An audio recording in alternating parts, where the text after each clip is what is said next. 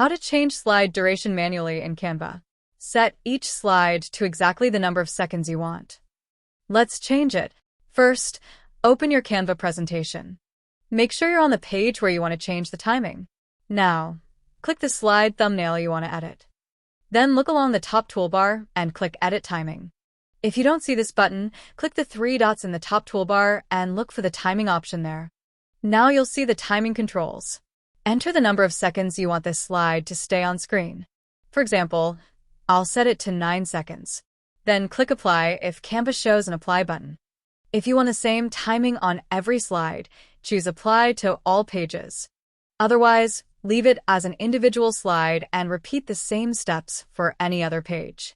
To make sure everything works, click Present in the top right corner. Start the presentation and check the slide timing. Each slide should now stay on screen for the duration you selected. That's it.